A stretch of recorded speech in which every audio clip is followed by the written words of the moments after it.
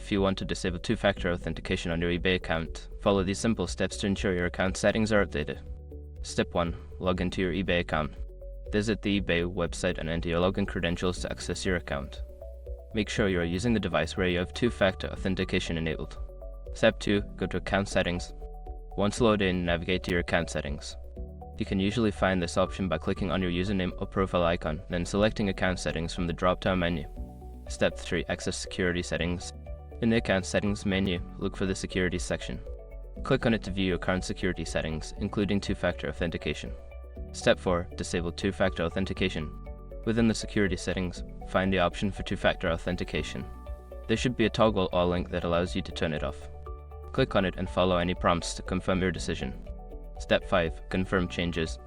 Before starting recovery, use the srock.com link in the description to open the account recovery checklist generator and make sure your verification details are ready.